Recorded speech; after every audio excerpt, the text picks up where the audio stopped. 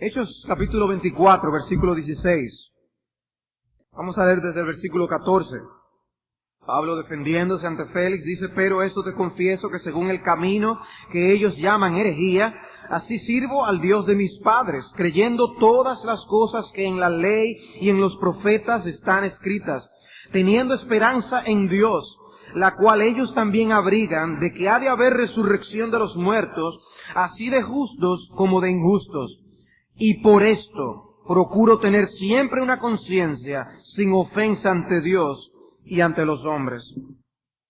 Pablo, en su defensa, él proclama la doctrina de la resurrección, tanto de justos como de injustos. Y él dice en el versículo 16, y por esto, a la luz del día del juicio, a la luz de que tarde o temprano nos encontraremos delante de Dios, delante de aquel que no se equivocará en su veredicto con respecto a nuestras almas, a la luz de que justos e injustos se encontrarán delante de aquel que todo lo conoce, procuro tener siempre una conciencia sin ofensa ante Dios y ante los hombres. Pablo se dispone a hacer algo aquí que vale la pena hacerlo siempre. Eso es algo tan importante, tan trascendental, que vale la pena hacerlo siempre. Vale la pena todo esfuerzo. Procuro, dice él, tener siempre una conciencia sin ofensa ante Dios y ante los hombres. Y vean qué tan amplio es ese esfuerzo al que Pablo se iba a dedicar. Porque es un esfuerzo que se va a dedicar no solamente a tener una conciencia que no pueda ser, en la que él no pueda ser acusado delante de Dios, sino tampoco delante de los hombres.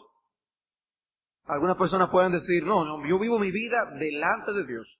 A mí no me interesa mucho lo que la gente piensa, y hay un nivel en el que nosotros no tenemos que preocuparnos más por la opinión de los hombres que obviamente de la opinión de Dios. Pero Pablo dice, no, nosotros tenemos que tener el esfuerzo, dedicarnos a que no haya ninguna controversia tampoco con respecto a los hombres. Y yo procuro tener siempre una conciencia limpia, sin ofensa, delante de Dios y también delante de los hombres. Esta doctrina es de vital importancia. Para los puritanos, dice James Packer, que no podía haber verdadero entendimiento espiritual, ni piedad genuina, sin que los hombres se expongan y esclavicen sus conciencias a la palabra de Dios. Y voy a repetir esto otra vez. Esto dice Packer. Dice en un artículo que él escribía, para los puritanos no podía haber verdadero entendimiento espiritual, ni piedad genuina, sin que los hombres se expongan y esclavicen sus conciencias a la palabra de Dios. ¿Recuerdan aquella frase de Lutero cuando él decía, si a mí no me convencen por la palabra de Dios en cuanto a mi conciencia, yo no puedo retractarme? Mi conciencia está atada a la palabra de Dios, es el punto. Dice, no puede haber verdadera piedad ni vigor espiritual si nuestras conciencias no están esclavizadas a la palabra de Dios. Sin embargo, siendo tan importante, nos preguntamos, ¿y por qué esta doctrina ha caído en desuso? ¿Por qué no se habla ya de la conciencia? Muchas personas ven esto como una doctrina demasiado sombría. Es una doctrina que lo que hace es a uno sentir demasiado peso de culpa. Sin embargo, permítame leerle esta cita que alguien escribió hablando acerca de la conciencia. Dice, yo he sido un hombre de grandes pecados, pero Él ha sido un Dios de grandes misericordias. Y ahora, a través de sus misericordias, tengo una conciencia tan sana y tranquila como si yo nunca hubiera pecado. ¿De dónde derivamos eso? De la doctrina bíblica de la conciencia. De la doctrina bíblica de la conciencia. Ciertamente, el funcionamiento correcto de una conciencia en momentos nos va a dar una mordida que nos despierte a las realidades del pecado a nuestro alrededor. Pero también vamos a ver cómo la doctrina bíblica de la conciencia está relacionada con la doctrina bíblica de la seguridad. De la seguridad. Queremos disfrutar de seguridad de salvación. La doctrina de la conciencia tiene mucho que ver con eso. La bendición de la seguridad tiene que ver mucho con la doctrina de la conciencia. Nosotros debemos estar anhelantes de conocer todo lo que la Escritura tenga que decir acerca de esta doctrina ante la importancia que ésta contiene en medio de un mundo, de un evangelicalismo que ha menospreciado lo que tenga que ver con la conciencia. Se menosprecia, no se escribe, no se habla acerca de la conciencia. Y cito a Packer de nuevo, dice, en la iglesia cristiana las conciencias deben estar alertas y ser agudas, pero ¿son así? Es de temer que nosotros, a quienes Cristo llama la sal de la tierra, hemos perdido mucho de nuestro sabor. ¿Se caracterizan los evangélicos de estos días por su bondad e integridad? ¿Nos distinguimos en la sociedad por ser sensibles a los asuntos morales y la compasión hacia aquellos en necesidad?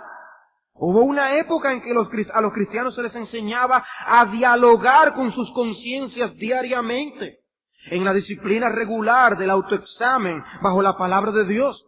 Pero ¿cuánto de esto nos queda hoy? No damos continua evidencia de nuestro descuido de esta disciplina secreta por nuestra conducta irresponsable y sin principio. Un estudio de la conciencia puritana, yo diría, de la conciencia en la doctrina bíblica, puede ser saludable para nosotros en el presente. Necesitamos desenterrar, desempolvar la enseñanza bíblica acerca de la conciencia si queremos vivir vidas cristianas vigorosas e impactantes. Los puritanos personificaban la conciencia. Y yo me puse a coleccionar algunos de los nombres, como diferentes autores llaman a la conciencia, porque nos dan una idea acerca del funcionamiento de ella. Los puritanos la personificaban, por ejemplo, ustedes conocen el libro de Guerra Santa de Juan Bunyan, como Bunyan lo llamaba el señor archivero, porque escribe. Era, creo que Thomas Manton, si mal no recuerdo, que él decía que cuando la conciencia no habla, escribe. Cuando ella no habla, escribe. Eso es que cuando tú te estás prestando oídos sordos a lo que la conciencia te está diciendo, sin embargo, ya está llevando notas ahí, para después sacarlo. También los puritanos decían que la conciencia era un vigilante o un guardián, un portavoz hablando como un representante de Dios, un vicerregente. Alguien lo llamaba el espía de Dios en nuestro seno. El espía de Dios en nuestro seno. El sargento de Dios para arrestar al pecador. Un mentor, un juez. Usaban diferentes imágenes para que nosotros entendiésemos la enseñanza bíblica acerca de la conciencia. Nosotros tenemos a alguien habitando dentro de nosotros continuamente 24 horas. Continuamente 24 horas. Y la conciencia es o nuestro mejor amigo o nuestro peor enemigo. O nuestro mejor amigo o nuestro peor enemigo. Pero continuamente andando con nosotros. Todo hombre en su sano juicio va a querer tener un amigo que le sirva de ayuda. Si uno preguntara, ¿qué tipo de amigo tú quieres? ¿Alguien que te haga daño o alguien que te ayude? Una persona con pleno juicio, con sano juicio, va a decir, yo quiero a alguien que me ayude.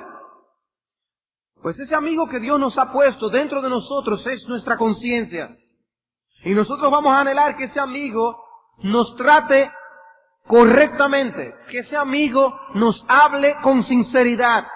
Y tenemos a ese compañero 24 horas al día, todos los días de la semana, dentro de nosotros. ¿Cómo vamos a relacionarnos con ese amigo?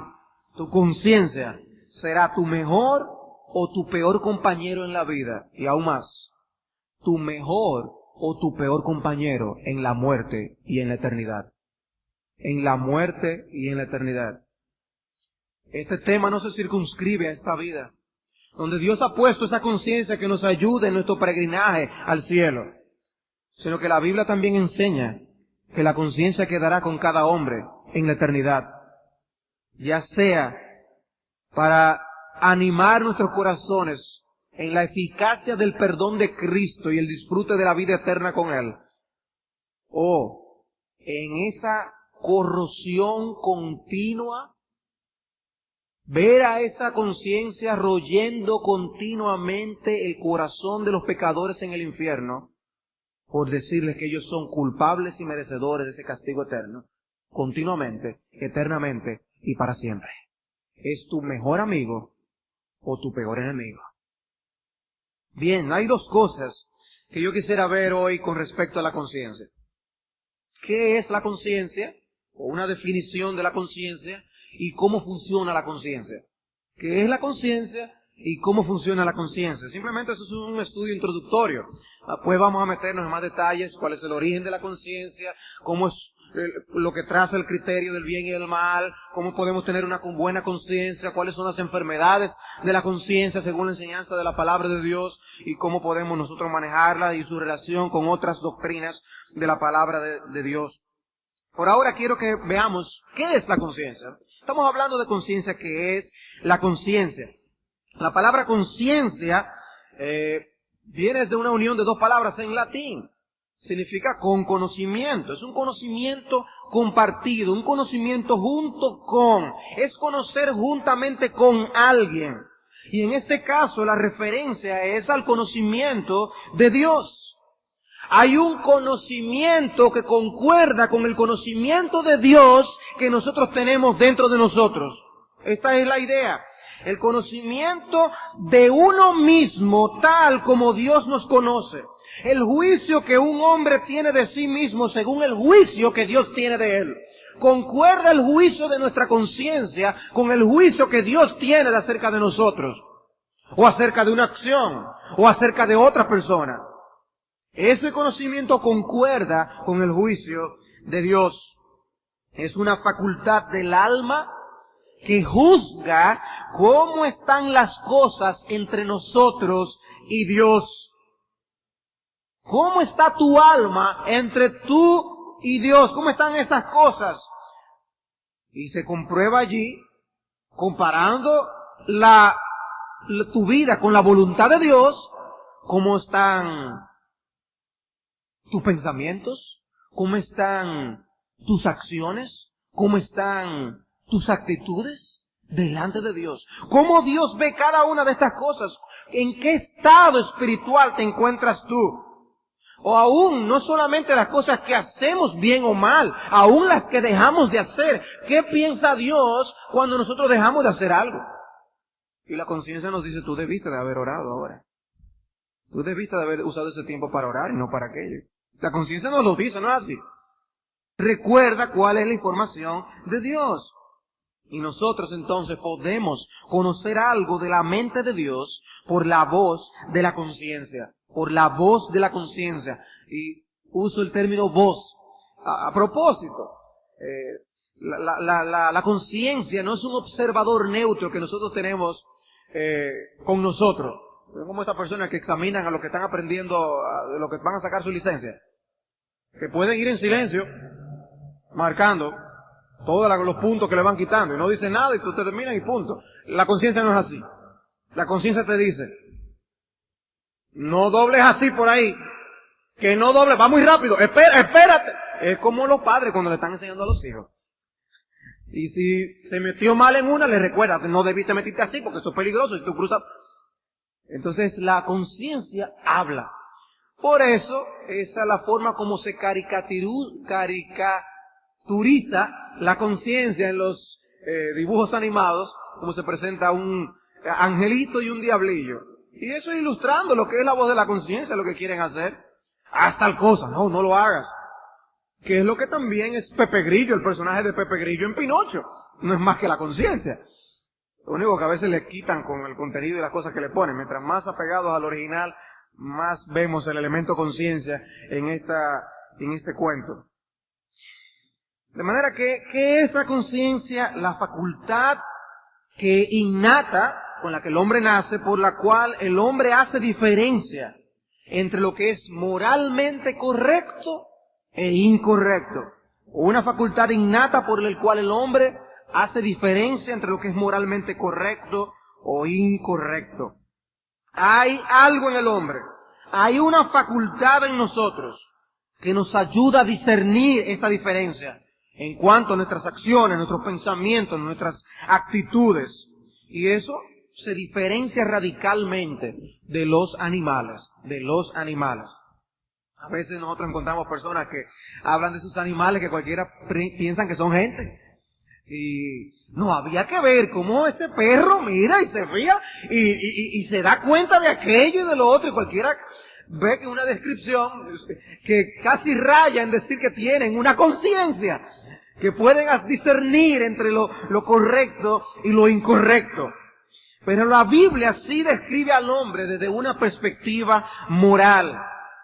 La Biblia describe al hombre como una criatura que puede tener ese discernimiento, que Dios no le demanda al caballo, ni a la hormiga, ni a ningún otro ser, pero al hombre sí.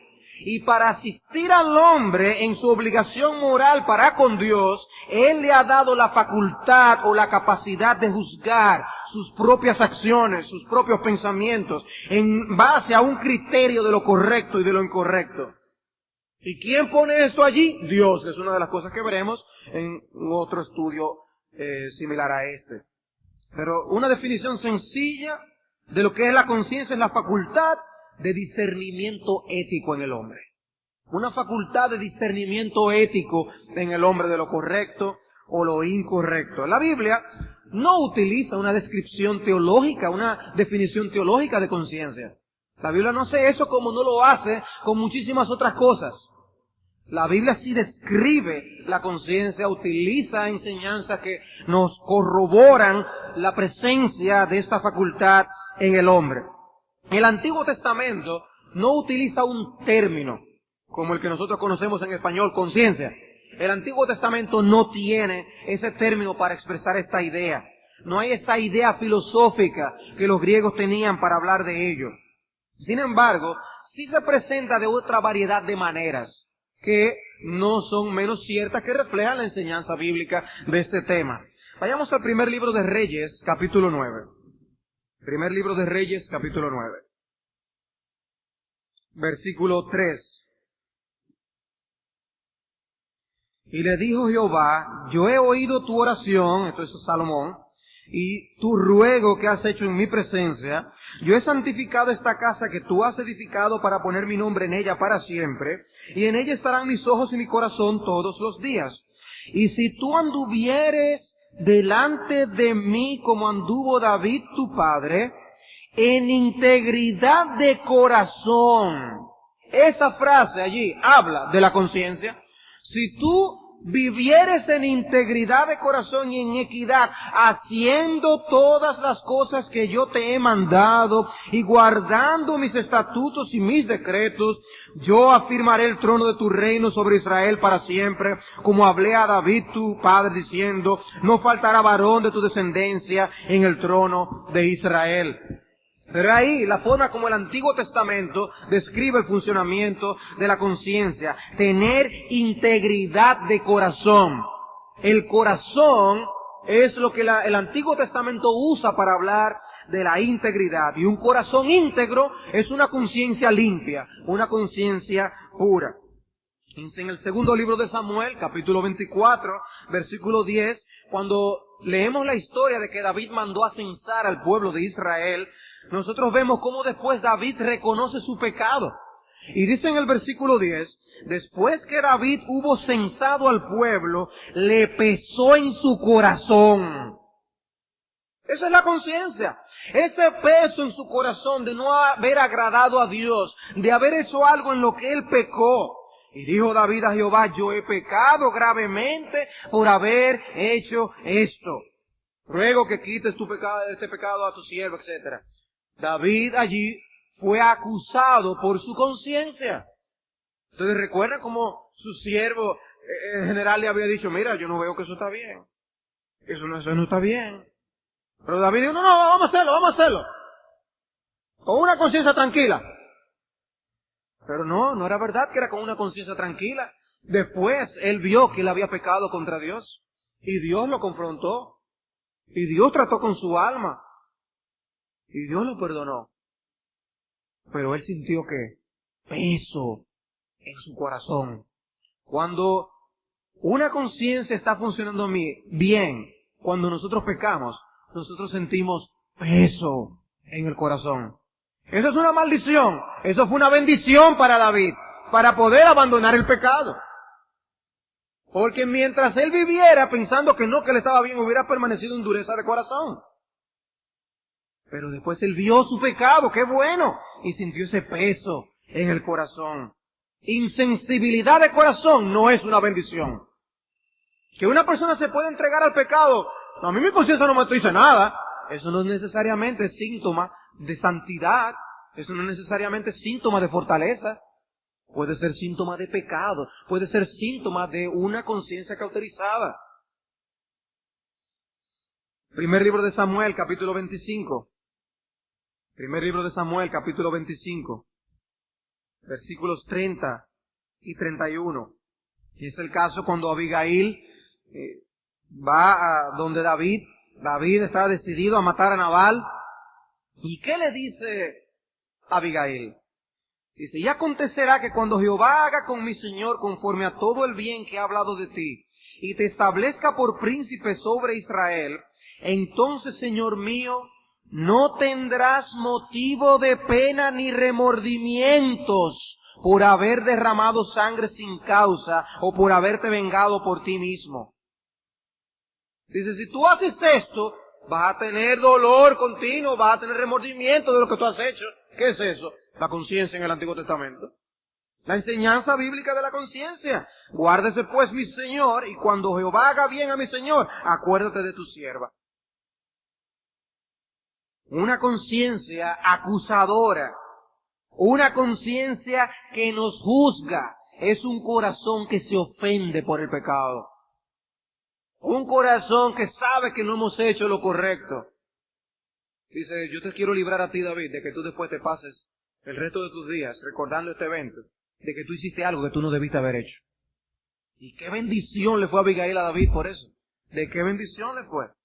De manera que en el Antiguo Testamento la idea de la conciencia se expresa de esta forma. También se expresa con el término de ser limpios, buenos o correctos en la opinión de uno mismo, como en pasajes Proverbios 16:2 o Proverbios 21:2, de personas que son limpios en su propia opinión, que ven que no hay ningún problema con sus caminos. Eso es la conciencia.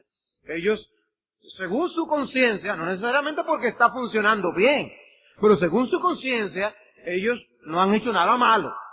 Ya veremos cuáles son las enfermedades de la conciencia.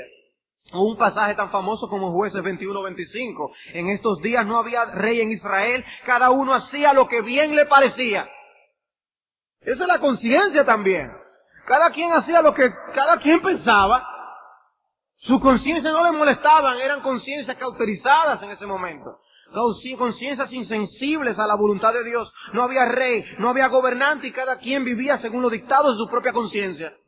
Él tenía una conciencia que le decía esto, aquel una conciencia que le decía aquello. La conciencia con los efectos del pecado.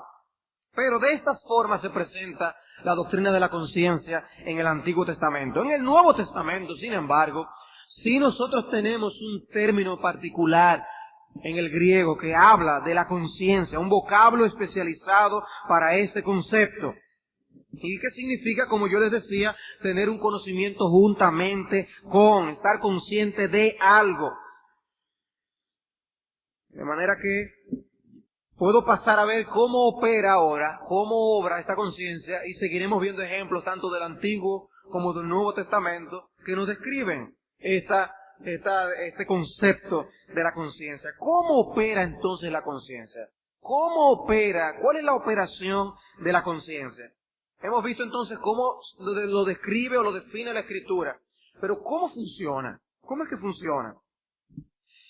En ese sermón que yo les mencionaba de la colección de sermones puritanos, en ese primer tomo, Samuel Ansley dice, la conciencia prevé las cosas futuras, conduciendo al bien y advirtiéndonos contra el mal. Y mira también a cosas pasadas con gozo o tormento. ¿Qué está diciendo él? La conciencia prevé las cosas futuras. Por un lado, la conciencia mira lo que va a pasar.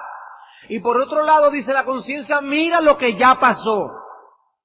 Mira lo que va a pasar y nos conduce al bien y nos advierte contra el mal. Y mira lo que pasó y nos produce gozo o nos produce tormento. Dice cualquiera de esas dos cosas. De manera que eso divide la operación de la conciencia en dos partes. La conciencia, cómo opera antes de que nosotros tomemos una decisión ética o hagamos una acción. Y la operación de la conciencia después que tomamos una acción. Después que nosotros tomamos una decisión particular. La conciencia funciona, nos habla antes de... Cuidadito, cuidadito, cuidadito. Ay, te dije que si hacías esto te iba a pasar aquello y lo otro. La conciencia nos dice, te lo dije. Te lo dije. Entonces nos advierte de que eso no lo debemos hacer. No lo debes hacer. Si tú haces aquello, serás recompensado por Dios. Si tú haces eso Dios te va a castigar. Pasó, entonces nos permite, hicimos lo bien, lo correcto, tomamos la decisión adecuada. Mira qué bendición, qué bueno fue haber hecho lo bueno.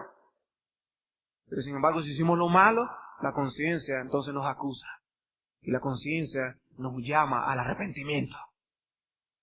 Veamos entonces cómo opera la conciencia antes de que nosotros tomemos esta acción.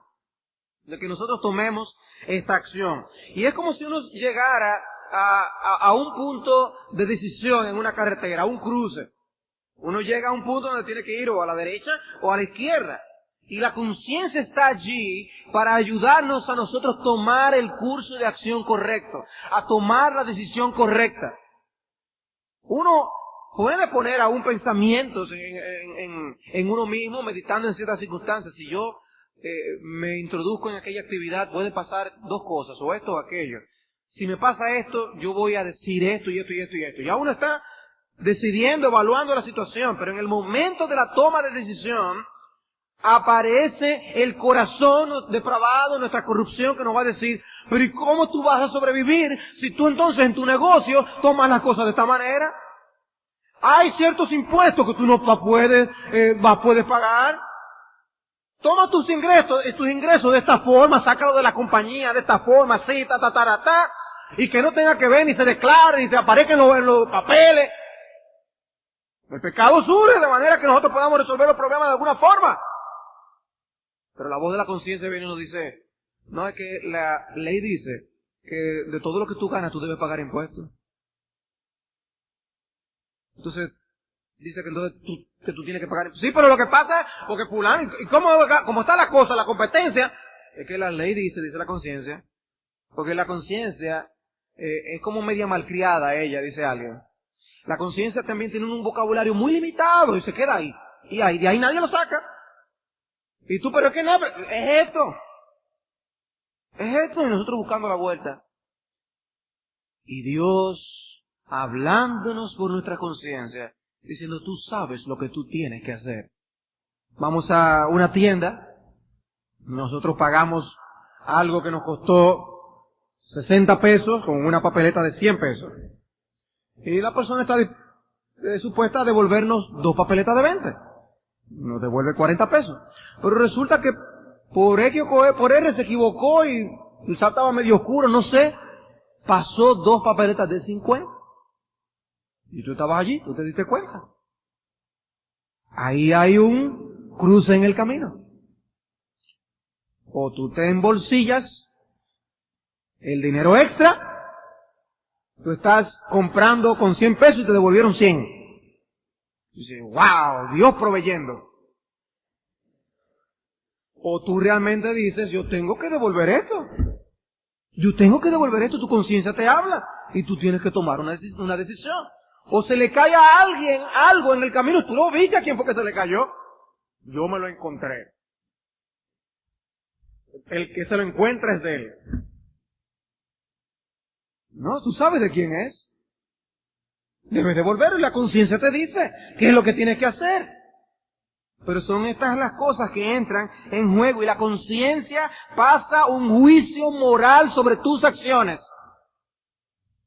Te embolsillaste el dinero, eso no estuvo bien. Eso no estuvo bien. Eso no estuvo bien. Y pasan años y ocurre algo que viene y te recuerda el evento. Wow, sí, cuando yo tal cosa, es verdad, sí.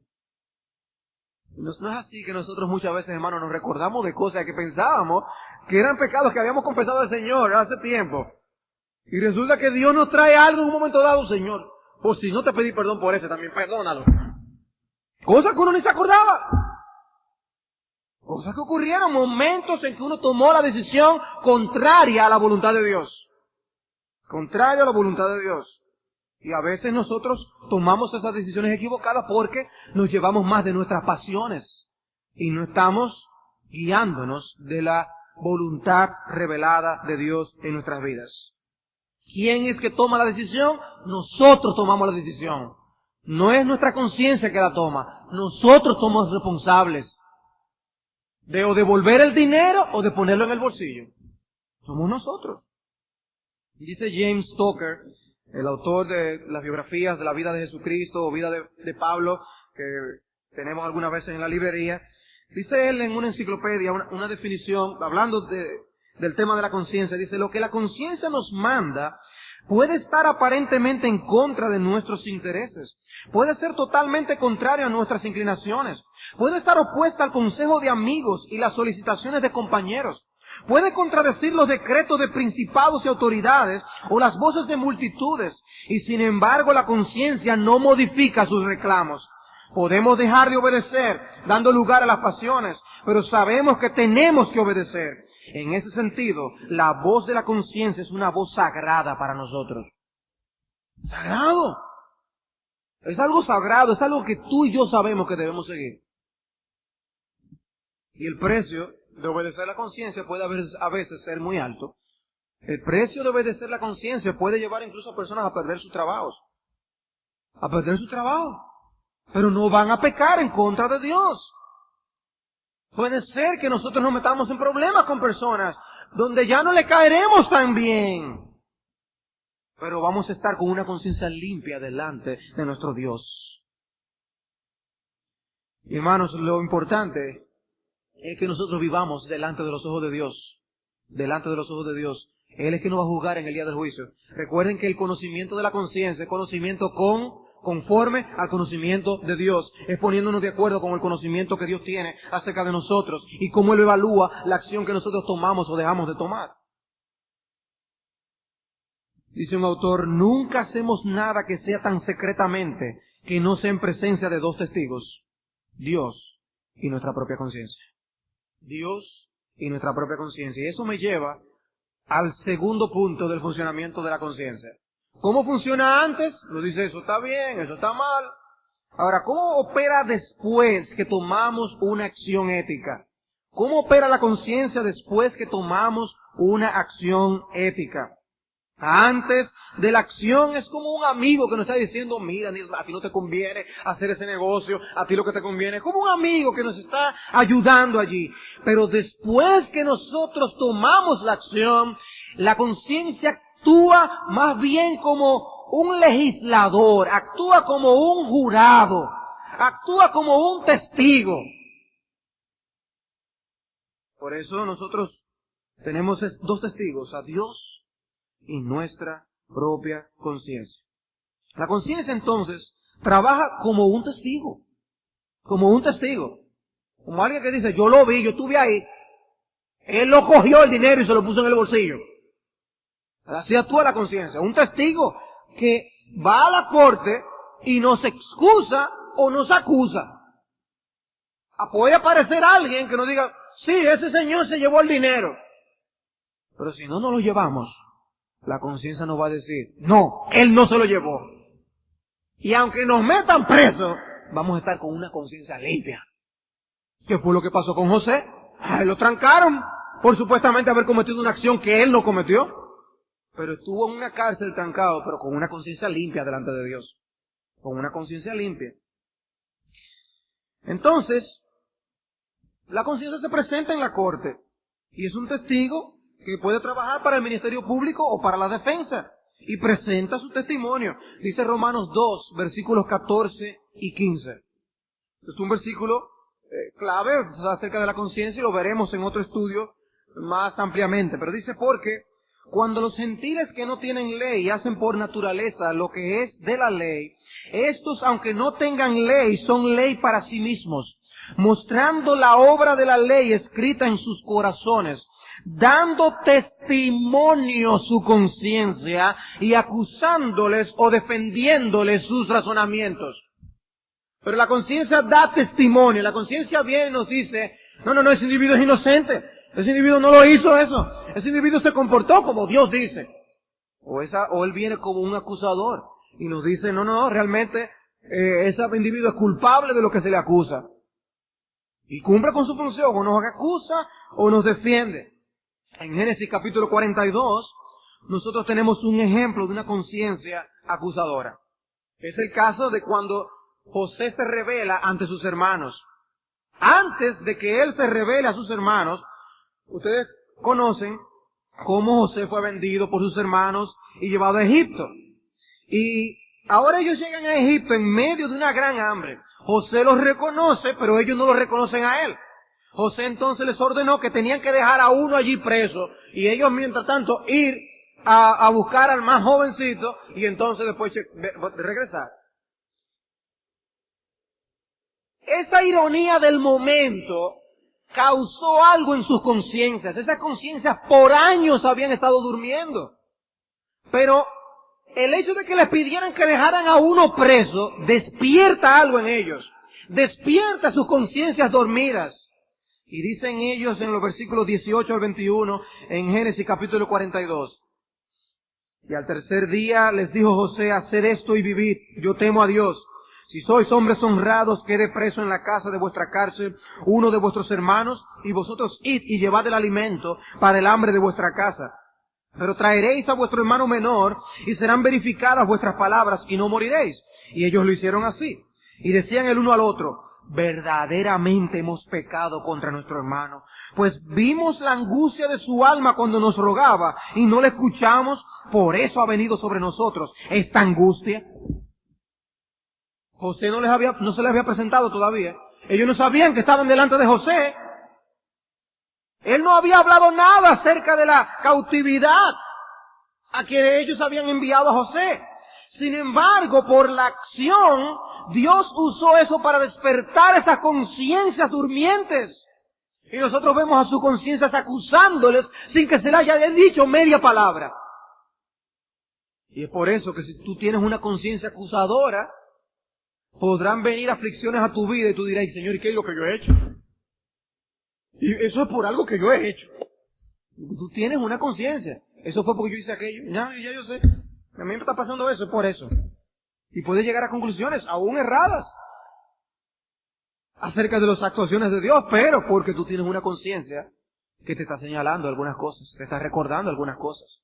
En esta aflicción despertó las conciencias durmientes de estas personas. Encontramos también el caso de los leprosos en el segundo libro de Reyes, capítulo 7. Capítulo 7 del segundo libro de Reyes. Había una gran hambre en Samaria, según el capítulo 6, cuando Samaria estaba sitiada por los sirios. Dice que las personas llegaron a tener tal hambre que se estaban comiendo aún a sus propios hijos, dice el versículo 28, y le dijo el rey, ¿qué tienes? Ella respondió, esta mujer me dijo, da acá tu hijo y comámoslo hoy, y mañana comeremos el mío. Cocimos pues a mi hijo y lo comimos, y al día siguiente yo le dije, da acá tu hijo y comámoslo, mas ella ha escondido a su hijo. ¡Qué situación más horrible! ¡Calamitosa! Pues, Dios causa aquel evento que ustedes conocen, y hace huir despavoridos a los sirios, y el campamento se queda vacío. Los leprosos, que eran relegados de la sociedad, llegan allí, dice, bueno, pues ya, esto está tan difícil ya, que mejor ya que nos cojan presos, pero poder comer algo con esta gente. Vamos a entregarnos donde los sirios. Y cuando llegan a la ciudad, pero aquello se está desierto. Y ellos empiezan a dar la buena vida. Y mira esto, y están comiendo como locos, y aquello, y lo otro, uno puede imaginarse la escena. Y tomaron, dice, comieron, bebieron, tomaron de allí plata y oro y vestidos y fueron y lo escondieron. ¿Y dónde pongo más? Y vamos a enterrar esto allí, a esconder esto allá. Se estaban haciendo millonarios. Y vueltos entraron en otra tienda y de allí también fueron y tomaron y lo escondieron. Como locos estaban ellos allí mientras el pueblo se moría de hambre sin saber que los sirios habían abandonado el sitio que les habían impuesto. Y el texto narra la experiencia de estos leprosos, versículo 9. Luego se dijeron el uno al otro, no estamos haciendo bien. No estamos haciendo bien. Hoy es día de buena nueva y nosotros callamos. Y si esperamos hasta el amanecer, nos alcanzará nuestra maldad. Vamos pues ahora, entremos y demos la nueva en casa del rey. No estamos haciendo bien. Era un momento para compartir lo que ellos habían tenido, habían recibido. El ver todas estas cosas, ellos no podían decir, bueno, yo fui que me lo encontré. Es más, vamos a repartirlo entre nosotros. Tú coges esto, tú coges aquello, yo lo... No. Ese razonamiento, sus conciencias no se lo permitió. La conciencia le dijo, ustedes están haciendo mal. Eso es un día para ustedes llevar buenas noticias al pueblo.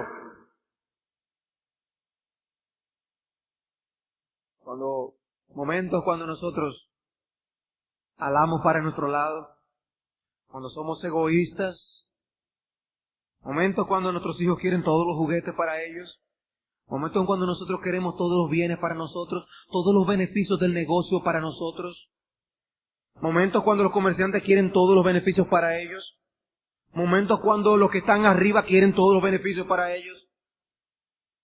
Cuando son días de buenas noticias para también compartir con los demás. Hijo mío, comparte esos juguetes con tu hermanito, con tu hermanita. Hermano, comparte esas bendiciones que Dios te está dando con aquel, con el otro. Comerciante, también hay que, para hacer ganancia, con comercio, los dos tienen que ganar. No lo quieran todo para ustedes. Sean que estén comercializando con el dólar o lo que sea. Eso nos dice que Dios se fía en eso. Dios se fía que si alguien comercializando con el dólar se le está yendo la mano porque él quiere más y más y más y mantiene una nación o un dólar con especulación, eso Dios lo toma en cuenta. Como también si hay autoridades insensibles, Dios lo toma en cuenta. Porque hay cosas en las que tenemos que pensar en los demás. ¿Y saben qué? La conciencia les habla y les habla y les habla. Pero como dice alguien, le ponen un tape en la boca. Cuando quiere hablar no puede. Está hablando con la misma intensidad la conciencia, pero no sale nada. No sale nada. Ay, ya no me está hablando la conciencia. No, ya está hablando, pero si tú un tape en la boca, ¿cómo te lo vas a oír? Oye la voz de Dios. Oye la voz de Dios. No estamos haciendo bien. Y esa voz interior era como si lo estuviera mirando cara a cara. Cara a cara esa voz interior. Eso que tú estás haciendo no está bien. No está bien. Y ellos tenían que tomar una decisión. Y uno de ellos habló. Y esa voz le habló tan fuerte que cambió de manera radical la conducta que ellos estaban llevando. De manera radical cambió su conducta. En Hechos capítulo 2 encontramos otro caso. Pedro había estado predicando en Pentecostés. Y concluye su sermón diciendo, sepa pues ciertísimamente toda la casa de Israel que a este Jesús a quien vosotros crucificasteis, Dios le ha hecho Señor y Cristo. No, pero ¿y quién se cree este que es? Yo no fui que le clavé los clavos. Él se estaba inventando historia, él decía que él era mismo el Mesías. Bueno que le pasara eso. Dijeron eso ellos allí. ¿Qué ocurrió? Dice, al oír esto, se compungieron de corazón, les traspasó una espada y dijeron a Pedro y a los otros apóstoles, varones hermanos, ¿qué haremos? Ellos vieron su pecado, su conciencia les daba testimonio de que era cierto el veredicto que Pedro estaba diciendo. Su conciencia les decía, ustedes son culpables, ciertamente. Y no se defendieron. Y eso es la conciencia aquí funcionando de manera acusadora. acusadora, diciéndole ustedes son culpables. Pero esa misma conciencia que opera acusando en estos casos, también opera defendiendo en otros casos, como en Hechos 22 y 23. En Hechos 22:30, Pablo defendiéndose, dice allí en el concilio al día siguiente, queriendo saber de cierto la causa por la cual le acusaban los judíos, le soltó de las cadenas y mandó venir a los principales sacerdotes y a todo el concilio, y sacando a Pablo, le presentó ante ellos. Entonces Pablo, mirando fijamente al concilio, dijo: varones hermanos, yo con toda buena conciencia he vivido delante de Dios hasta el día de hoy. Pablo les miró a los ojos. Pablo no estaba avergonzado, no volvió la cara en señal de que era un hipócrita. Él, mirando cara a cara de que había sido acusado de crímenes contra Dios y contra el Estado, él pudo decir: yo soy inocente. Aunque ustedes me acusen, mi conciencia me dice que yo soy inocente. Una conciencia que le liberaba la carga. Ustedes pueden decir todo lo que ustedes quieran, pero yo soy inocente. Pablo también había sido acusado de ser enemigo de su pueblo Israel. Y por eso le escribe a los romanos en el capítulo 9 y les dice: verdad digo en Cristo, no miento, y mi conciencia me da testimonio en el Espíritu Santo, que tengo gran tristeza y continuo dolor en mi corazón, porque deseara yo mismo ser anatema, separado de Cristo, por amor a mis hermanos, los que son mis parientes según la carne. Ustedes me acusan de que yo soy un enemigo de los de mi pueblo, pero yo amo a mi pueblo. Y mi conciencia me da testimonio en el Espíritu Santo. El hecho es que la conciencia es un testigo muy bueno, muy bueno. ¿Y por qué es un testigo muy bueno? Porque lo ha visto todo y lo sabe todo. Ha estado ahí siempre. Yo vi cuando pasó. Y la conciencia, si nos defiende, es el mejor testigo. El mejor testigo. Fidedigno, 24 horas al día, allí viendo las cosas. Primera de Juan, capítulo 3, versículo 18. Primera de Juan, capítulo 3, versículo 18. Hablando en el contexto de cómo nosotros amamos a los hermanos y lo que debemos hacer con los hermanos, en el 17, dice: pero el que tiene bienes de este mundo y ve a su hermano tener necesidad y cierra contra él su corazón, ¿cómo mora el amor de Dios en él? Hijitos, no amemos de palabra ni de lengua, sino de hecho y en verdad. Ahora, nosotros debemos tener una limpia conciencia en cuanto a eso.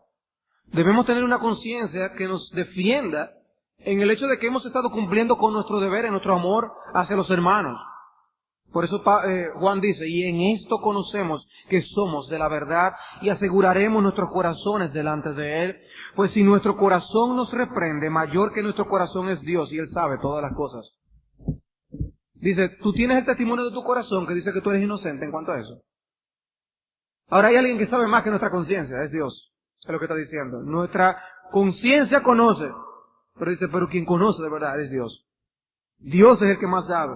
El testimonio de Dios, el que hace todas las cosas. Si el testimonio que nos da nuestro corazón es tal que nos condena, es lo que está diciendo, ¿cuánto más no nos va a condenar Dios entonces? Que Él sabe todas las cosas. Si ni nuestra conciencia nos deja tranquilo de que sabe que nos hemos quedado cortos, Dios no te va a dejar tampoco tranquilo. Él sabe de lo que tú eres pecador. Amados, si nuestro corazón no nos reprende, versículo 21, confianza tenemos en Dios, y cualquiera cosa que pidiéremos la recibiremos de Él, porque guardamos sus mandamientos y hacemos las cosas que son agradables delante de Él. ¿Qué es eso? Una conciencia limpia para orar a Dios. Una conciencia limpia para orar a Dios. De manera que la conciencia actúa como un testigo en esta corte, pero no solamente es como un testigo, también es un juez. La conciencia actúa como un juez. Ya Él nos declara inocente, culpable. Emite un veredicto, emite un juicio. ¿Qué fue lo que pasó con esos leprosos allí en el campamento? Que la conciencia les decía: culpable. Eso que no estuvo bien, mal hecho. ¿Qué le pasó a esos israelitas que oían a Pedro predicar? Que la conciencia les dijo: culpables. Emitiendo juicio. Veredicto instantáneo. La conciencia ni siquiera se detiene en considerar acciones individuales aquí y allá. La conciencia aún llega hasta juzgar al individuo mismo. Vuelvo y repito, hermanos. La conciencia no solamente juzga hechos. Es decir, esto está bien, esto está mal, esto. No. La conciencia va más allá. La conciencia dice, tú eres impío por eso. O tú eres un hijo de Dios. O tú no estás bien. Juzga a la persona. Juzga a la persona en sí. La acumulación de veredictos de la conciencia tiene un juicio acumulado que dice, tú eres un hijo de Dios. Y tu conciencia te da testimonio junto con el Espíritu de Dios de que tú verdaderamente eres hijo de Dios. Y no hay mayor bendición que eso. Pero tampoco hay algo más terrible a tener la conciencia diciendo, pero tú no eres un hijo de Dios. Tú no eres un hijo de Dios. Veremos cómo tendremos que educar la conciencia por las Escrituras. Veremos cómo puede haber conciencias mal informadas. A su debido momento, no lo puedo tratar todo a la vez. De hecho, ya el tiempo se me fue. Y yo no he terminado. De manera que continuaremos, si el Señor así lo permite, la semana próxima. Y nosotros podemos seguir estudiando la operación de la conciencia después de tomar la decisión moral. Pero antes de concluir, antes de nosotros parar en este punto, hermanos, oremos para que estas enseñanzas a nosotros nos den una firme determinación junto con el apóstol Pablo de decir, yo procuro siempre tener una conciencia sin ofensa delante de Dios y de los hombres. Delante de Dios y delante de los hombres. Decía alguien, un hombre con una buena conciencia puede enfrentar la muerte con ecuanimidad. Y eso será una ayuda aún en el lecho de muerte, de que nosotros tenemos una conciencia limpia delante de Dios. Y si tú no estás en Cristo, tu conciencia te ha hablado, y tú has acallado la voz de Dios hablándote a tu corazón, diciéndote que tú eres culpable. Pero eso no te exime del juicio de Dios, porque tarde o temprano te encontrarás en el día del juicio. Y en ese día del juicio se te va a decir las cosas como son. La conciencia no es más que traer antes de tiempo el día del juicio, para tú arreglar las cosas cuando todavía tú tienes oportunidad. Pero si tú lo postergas, lo dejarás para el momento cuando ya no habrá chance para ti. Oye la voz de la conciencia ahora y ponte de acuerdo con Dios. Que la opinión de Dios sea la opinión también tuya con respecto a ti mismo. Porque solamente así tú podrás buscar a Cristo de todo corazón. Y la conciencia será tu mayor y tu mejor compañero en la eternidad. Y no aquel gusano que te estará mordiendo y comiendo por toda la eternidad en el fuego que nunca se apaga. Oh, que Dios te ayude a ti, como oiremos nosotros, a oír esas palabras, bien buen siervo y fiel, entra en el gozo de tu Señor.